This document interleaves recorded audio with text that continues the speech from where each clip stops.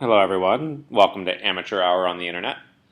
This presentation is something I delivered at Countermeasure 2012 in Ottawa, but I thought I would give it to everyone else via the magic of, I guess, a movie of some kind. And so, hence, let's get started. First part of the presentation, I like to highlight a few profiles in courage, which are for those of you who grew up in America, John F. Kennedy wrote a book called Profiles in Courage, and he sort of detailed individuals that he thought had made a difference by essentially acting against their own interests. I think in some cases, one of the websites I really like to read is Stratfor.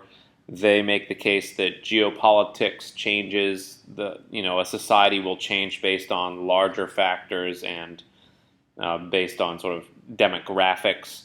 But I think individuals both can make a difference. Maybe it's not always clear how they make that difference. But they can also be an indicator of large trends within our community and how they're affecting the world. And I think we've certainly gone past the time when the hacker community or the information security community as a whole was simply a subculture. I think we've gotten to the point where what the hacker community does actually matters, which is possibly a scary thing for those of you who are in it. And the first individual I like to highlight as having a sort of profile in courage is Mikko Hyppönen. I do not know how to pronounce his last name, so I'll just give it a random pronunciation. But obviously, he is a chief research officer over at F-Secure. He's been around in the community for a long time, and recently he wrote a Wired article in which he said, this whole Stuxnet thing is something we need to pay attention to because it indicates a strategic problem in how we're handling security as a whole. And I think it was quite brave of him to come out and publicly write this article, and which sort of represented some of his internal thoughts that no doubt compatriots in the antivirus community would have wished that he had kept internal.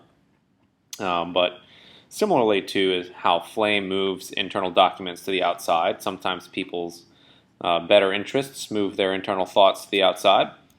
And, you can see him very much saying, we failed. And on one hand, he can look at his own company and say, how is it that we, F-Secure, did something wrong here?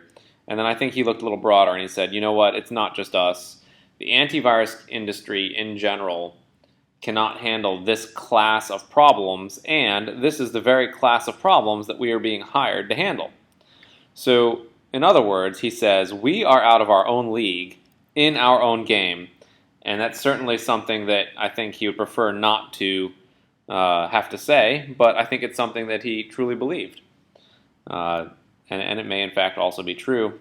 And I think an interesting counterpoint to him is Eugene Kaspersky, who pictured here in his most shifty of all pictures, but this is actually what he uses as his blog picture, and I think it may be quite telling.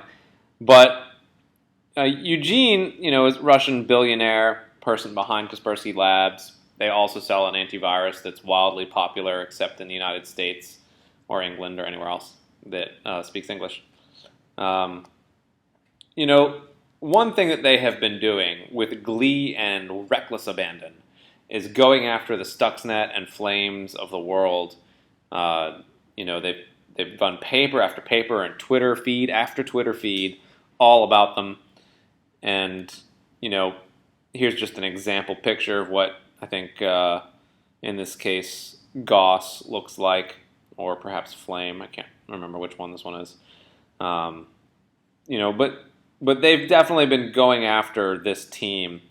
And I think, the bravery here is that Kaspersky knows, because they've analyzed it 1,000 million times, that this team is not fooling around and has significant resources, possibly as many resources as Kaspersky Lab does, and has been known in the past to use software vendors' private keys to sign their Trojans. And I would hesitate to posit that, in fact, the next Stuxnet version may come out with Kaspersky's key, because it'd be highly amusing. So I would actually quite like to see that happen. I think it'd be funny.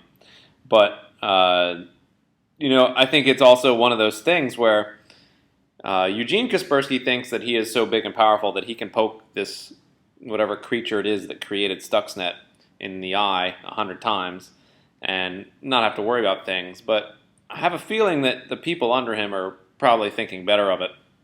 And ironically, of course, when you're writing part 7 of a state-sponsored Trojan that you think is really important, but you've left your internet threat level as 1, then it indicates that there's maybe a little cognitive dissonance going on. So Eugene wins the, I don't know if it's a bit of a Darwin Award, but we will perhaps find out. And of course, the Grug did an article in Forbes talking about bug prices and stuff like that. And this is sort of less about him and his particular level of bravery, although obviously it took some level of Darwin Award-style bravery to make that article. But it's more about his thoughts, because a lot of his thoughts went into the fomenting of this talk and this discussion, because I hope to ideally start a discussion with this presentation. So, that's him with his big bag of money. And then you look a little bit later, and he's saying that, in fact, hackers are no longer the apex predator of the internet, that he thinks that law enforcement is the apex predator of the internet, and that you're going to really have to start readdressing how hackers work if they're going to scrounge out a meager existence in the new hierarchy. And the primary thing, and these pictures are taken directly from his presentation, but the primary thing that you look at is lulzsec when he's doing this. The lulzsec crew obviously had a giant rampage.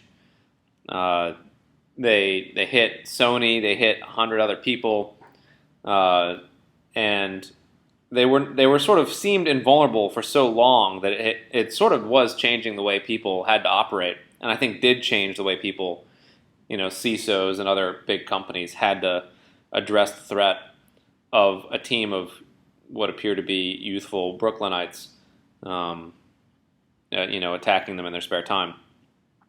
Actually have to take that for real, which I think, honestly is part of a problem in the corporate world. If you look at the corporate world right now, they focus a lot on certifications, accreditations, and, making sure that you are compliant with various regulations, which didn't, in fact, improve their security whatsoever. And then a tiny little team like this finds them easy to knock over, which maybe is the result of their own brainwashing. But, these guys all got caught. So, I think Grug and a lot of people said, look, the threat model here has changed, and hackers are no longer as powerful as they used to be. And I think one of the interesting things, the particular people they decided to take on, or honestly, I think they took them on by mistake. Because one of the essential things about OPSEC is that you do not poke bears, that you do not have to poke if you know that those bears can eat you. And Fred Burton's just one of those dudes I don't know that I would mess with online or in other physical areas, since he appears to think he can take on the Mexican drug cartels. And possibly he can, in some senses. I mean, keep in mind, he did, I believe, start the counterterrorism group in the Department of State, and he's done quite a bit of random things. And it's not so much about him as the people he's going to call on his phone. He's probably just going to call people who will then call your mother and lead to all sorts of hilarity. So probably not the world's best target. I know they got all of his email, and it seemed really easy. Probably used a remote file include or an SQL injection or something. Can be done, probably shouldn't be done. And of course, they also hit Greg Hoagland's company, HB Gary. Much has been made of this, but Greg Hoagland's been working at rootkits for a long time, and there's just no need to make it his personal mission to take you out, or chat with you online or whatever it was that they end up doing. These are just not enemies I would make on the internet if I could avoid it. And hence, I think realistically, the winner of the badge of courage here realistically should be lulzsec. And then move on to Huawei, and in particular, I think John Suffolk, who is the senior vice president for global security for Huawei. And of course, he used to be the CIO in the UK and is highly connected within the UK government, which I think is that is the way you do business if you're a multinational like this. And Huawei's been in the news a lot lately because of cybersecurity and what the U.S. House of Representatives has done to Huawei, which is essentially blackball them. Which I don't know if that'll have a long-term impact. I mean, it may be that Huawei does not, in fact, survive without the growth provided by a domestic U.S. market, or perhaps it means nothing. I honestly think the former is more likely. And one of the problems with Huawei is that when they hire people like John Suffolk, they do not have, they have, I think, a very clear position, and I think it's a completely defendable position, which is that they are exactly like all other companies. However, it's not very confidence-inspiring, especially when essentially you ghostwrite John Suffolk's articles. And if you look at John Suffolk, I do not think he talks like this. I do not believe he says things like, there are more breaches of security each year than there are drops of rain in a storm. That doesn't sound like any British person I know, and I'm pretty sure a former government official is not going to be writing white papers like that. And likewise, I don't believe the phrase is what we sow, we reap. I think that is a little bit wrong, but nonetheless, if governments are indeed involved in the acquisition of zero-day exploits or developing or weaponizing attack software, such as Flame and Stuxnet, the phrase, what we sow, we reap, springs to mind. And this is Huawei saying, listen, this is not our problem. You guys, on one hand, do this stuff for real, and on the other hand, think that when we do it, we are evil and bad, and you can't do business with us. And I think the U.S. government thinks exactly that, possibly in the sense of, they believe that Huawei is the same amount of vulnerability in terms of a supply chain as every other big company, but they believe the executives at Huawei have made a choice, and that choice is to target the United States government, and therefore they're going to do what they can to do to prevent that. So, on one hand, this Huawei paper is 100% right, and on the other hand, it's sort of beside the point. And of course, we then get to the Kingdom of Persia, or our dear friends in Iran, as I like to call them. And one thing about modern hackers, and the way you think about it, is like modern science fiction authors, you can directly email them. You can be like, okay, well, you put your thing on Pastebin with an email account. I'm going to email you. And in this case, I didn't do this. I run a mailing list called Daily Dave, and anyone's allowed to sign up. And anyone's allowed to post, although it is moderated. And I did a post a couple months ago, before people were really focusing on it, that said that the Saudi Aramco attack was the Iranians, that they had purposefully named their wiper component within it the same as something in Gauss, in a sense to make it seem like, to really tie the cause and effect. What they were doing was making a message that said, you do this to us and our infrastructure, and we will do it to you and your friends. And the United States, while it can protect itself to some level, really can't protect the Kingdom of Saudi Arabia. I mean, Saudi Arabians probably won't let them protect them. And so that's certainly I think is a valid message, in terms of us fighting, wars over them obtaining 70-year-old technology, while at the same time, the actual war is being done with modern cyber weapons, I think is somewhat ironic. Nonetheless, after I posted that, the Iranians decided that they were going to shoot me a little warning email with their IP address in it. I don't know what that message really means. One thing about the Iranians is they tend to be a little bit obtuse, and it's sometimes hard to understand what they're trying to get at. But they sent me a follow-up to my corporate address saying that they appear to be able to damage Immunity's property, and they don't really need to, which is pretty much correct.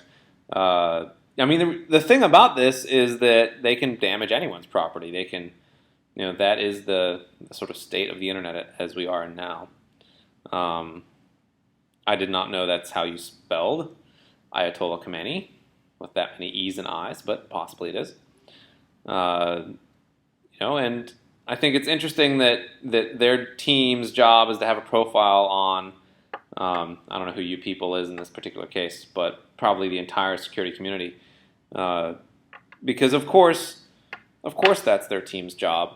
And when you actually do engage in cyber war, the obvious thing to look at is not so much disrupting infrastructure, but disrupting teams that can disrupt infrastructure. So it's one of those things that I think is interesting here. But nonetheless, I think it'll all blow over. And one of the reasons I think that is because there's no cyber team on Earth that really wants to go up against the team that built Flame. And, despite David Sanger's book, I don't think anyone's truly acknowledged where Flame came from or who built it. But Flame's kernel or internal exploit for Windows Update was a work of art. It was the sort of thing that you dream about. It included cryptographic collision attacks. It was in something that worked on every OS. It did it perfectly every time. It was essentially, this is the nuclear bomb of exploits. And once you've seen something like that deployed against you in a throwaway, then you have to assume that everything else that you are doing is not going to live up to that. So, I know that the Iranians, of course, on one hand, are very successful. They did break into Saudi Aramco. They did manage to do damage, but not too much damage, which is something that's very difficult to do. On the other hand, I think they also know they're a little bit outclassed, and that's got to be something that they're thinking about the whole time. If you look at their comic books and stuff, I actually stole this off Eugene Kaspersky's Pinterest page, I believe, and he's very kindly put an internal cartoon from Iran, and this is just not what happened, right? This may be what they wanted to happen, but Flame clearly was hugely successful. Stuxnet was hugely successful. They did in fact get the RQ-170 to land. That was clearly a coup, and not something I think the United States wanted. But overall, this has not been a game in which they've scored the most points. So this kind of brings us to where we are now, and I wanted to step back a little bit from who has bravery and what that can mean to a discussion of what the threats are and how they're going to change. Because anonymous is the threat that I think people woke up to 2-3 years ago, where they're like, wait a minute, people might actually be looking at our wireless. But PCI doesn't say we have to do anything in particular about wireless, but we might still have to do something anyway. And so that's when Immunity does a lot of services consulting. We started getting a lot of phone calls about, hey, I know we're not technically required to do this, but maybe we could do this because it might actually make us more secure. Most of our work is in the New York City financial area, and you see a lot of interesting things with wireless. Obviously, I can delve into the technical stuff too. And one of the interesting things you see is guest networks, for example, are often very improperly shared, and all sorts of interesting password data tends to float over them. But that's the anonymous threat. The anonymous threat is you doing stuff that's kind of boneheaded. Having SQL injection on your website, having remote file includes on your website. You can do it. It's boneheaded, and you may not have ever thought you had to deal with this, but you do. And then, of course, there's the what people are calling the advanced persistent threat, because anything more than an eye blink is persistent to them. And people, I think, are almost starting to learn how to live with this. They're almost starting to try to build a business where the core of the business is hugely protected, has your most essential IP, and the rest of your business very much interfaces with the outside world. And if people know everything that happens in that part of the business, maybe not such a big deal. So, I think, we're going through a phase where especially the big financials are sort of adjusting to this, and places like Google are making it harder to hit them by just not doing business in China. But in the end, I think this is one of those things that it's that kind of threat that people are just going to have to live with. And as long as we don't get into a shooting war where the Chinese decide to actually turn all those Trojans that are sucking information over and make them into a disk wiper the way the Iranians did, then I think people are going to be okay. But that does bring you to the people who have demonstrated that this is going to be one of the things that they engage in. If you come, and I'm picking on Iran here for no good reason, but any number of countries could choose to utilize some of these things to shut down any particular company they choose doing any particular thing. And they could do it in a very simple way. I mean, the Iranians demonstrated that if you remove the hard drives of 30,000 computers, that has a significant impact on the corporation's ability to do business. And it could have been a ton worse. They could have actually destroyed Saudi Aramco. That would have affected oil, production, and would have driven gas prices up around the world. And I think, they decided not to.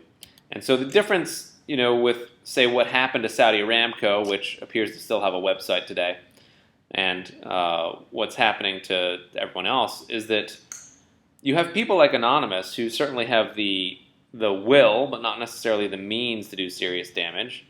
And the means may include kernel trojans, they may include advanced reconnaissance, language skills, analysis, certainly exploits and exploit development.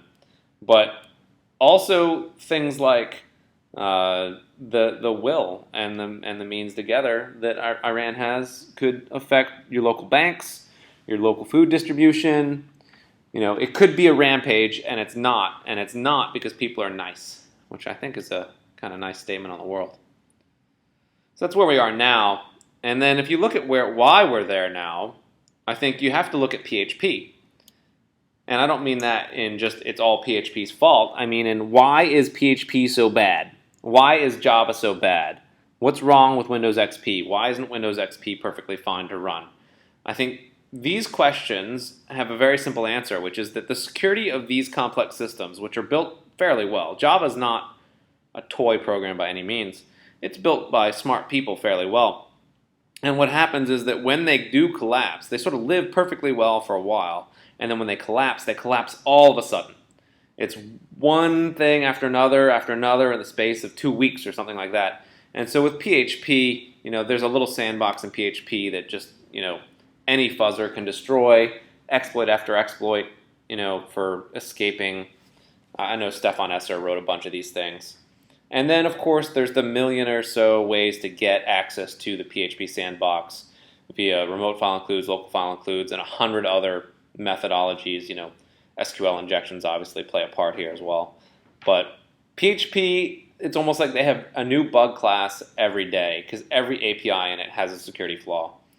The deserialization things, it's just insane.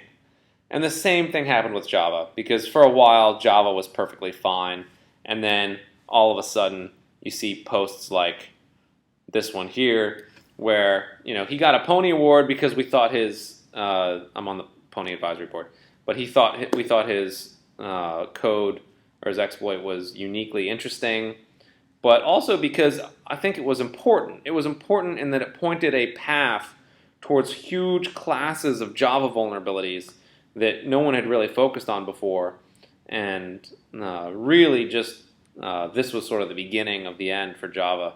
And nowadays, of course, you hear people talking about Java as if it was known to be bad, but it wasn't always known to be this bad. There was a time when you thought, well, there's some overflows, but there's overflows in anything. I think the issues with Java are really not the overflows. The issues with Java are the deserialization issues and many other sort of get Java executed out of the sandbox issues. So things collapse, but the other problem is that things age and they don't get replaced. They can't be replaced, and this is just the way it always is. And one thing that Immunity has built is, and we of course sell, is a scanner that does very deep scanning. It's a fast, deep scanner, which sort of is slightly different from Critical.io and a few of the other Nmap the world style scans. So one thing we can do is like the full SMB protocol and various things like that. And what you see is if you look at an entire country, I'll just pick country A out of here. Here's 1,600 Windows XPs, and I was like, that's a very strange, very large amount of Windows XPs available on the internet. and that's 20% of the visible MSRPC servers in that whole country. And it's just astounding. The last service pack was in, 4 years ago. It's a long time for there still to be these things serving things over the internet all day, every day. And it's not one of those things that's, this particular country is better at or worse at. It's just the way the internet is. 20% of the stuff you have is going to be so old, it is long past the time when that collapse has happened that we talked about in the last section. So there's always going to be this sort of crufty feel to the internet, and it's just not something you can change. If you talk to the Microsoft people, they will totally tell you that they believe they'll be supporting Windows 2000 for the history of time. If it's 3000 AD, they're going to be like, yep, we're still supporting Windows 2000. Because that's just the way it is when you look at some of how people set up these internets. And, the other thing that we've looked at is that if you do a large-scale scan of any of your customers, 5% of their web servers will have SQL injection, a bug class that should long have died off like format strings many moons ago. It's an astounding amount. This is simple scans. If you decide to do like really hardcore, register accounts on every machine they have and, manually browse through all of their Flash applications, then yes, your number will be higher. But by default, out of the box, 5% of all web servers will have SQL injection. And you can benchmark yourself. We've benchmarked with other industry web scanners on this.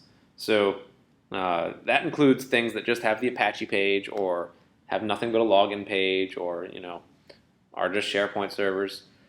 5%. That's a huge amount of SQL injection on what should be a 0. This number should, by all rational means, be 0. So I think it's interesting to see how bad it is and that possibly it will never change. So what does that resolve in socially and culturally? One of my sort of intellectual heroes is a guy named Clay Shirky, who does research in terms of how the internet has changed social culture. He works at NYU, and he wrote a book called Here Comes Everybody. Mostly it says don't watch too much TV.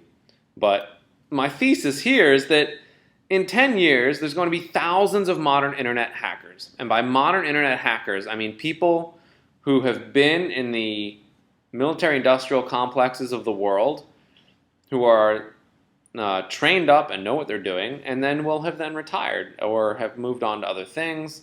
But some of them, a small percentage, let's say 0.1% of them, will be annoyed at you. And they'll be annoyed at you for good reasons. And I guess my other thesis, could be re-entitled, People in Glass Houses Should Not Kill Dolphins, because the Japanese internet security culture is not as mature as it should be for a first world nation, and yet they do kill dolphins. This is a picture of them killing a bunch of dolphins.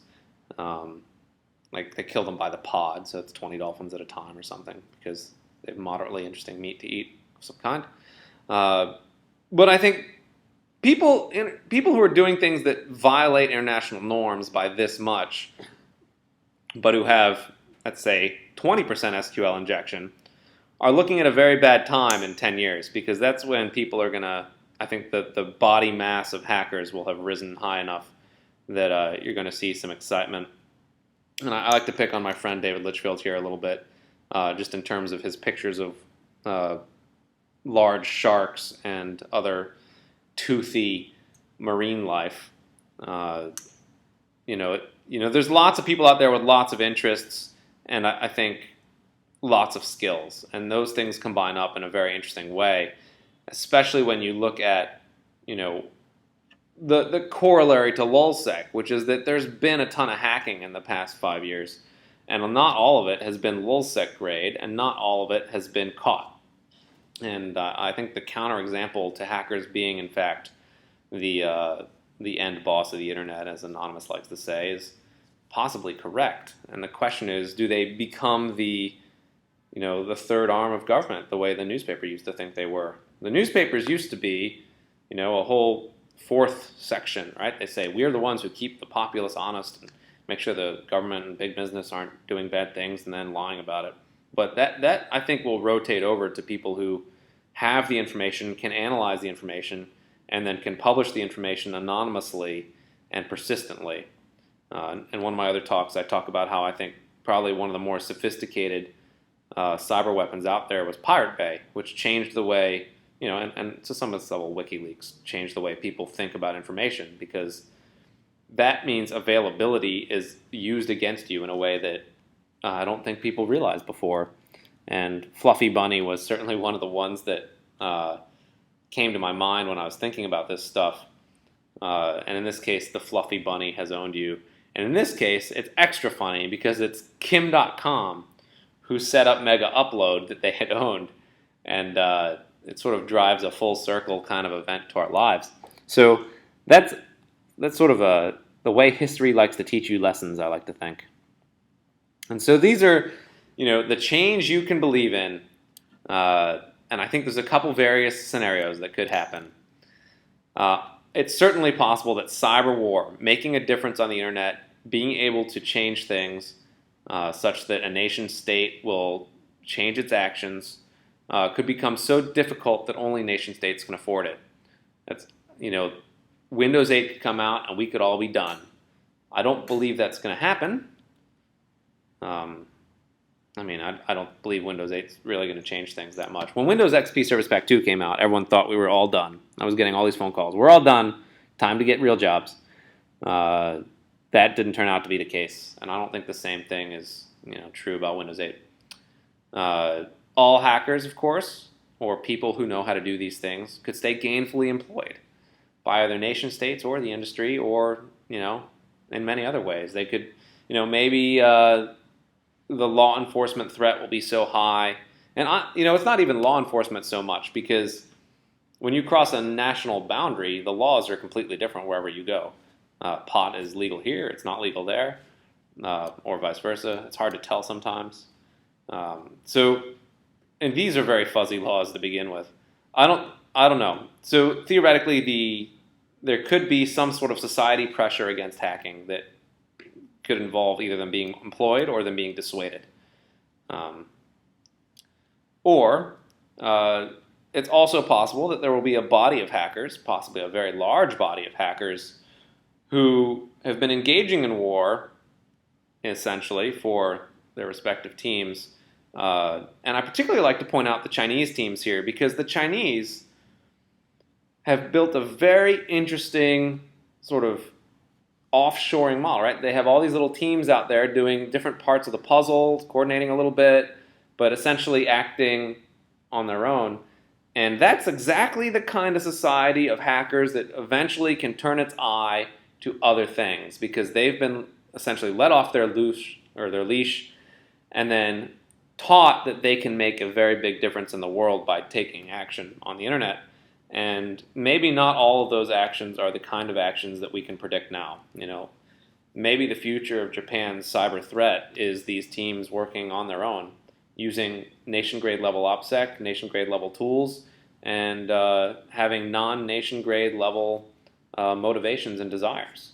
I think it will be a very interesting time, and that may be true. So these are the three possibilities that I've come up with, and of course this is the end of the talk, and it's kind of where you get to, if you were actually at Countermeasures, you get to raise your hand and tell me that I'm right or wrong or completely off base. Although the Canadians are way too polite to do anything like that. Probably the politest audience I've ever seen in my whole life.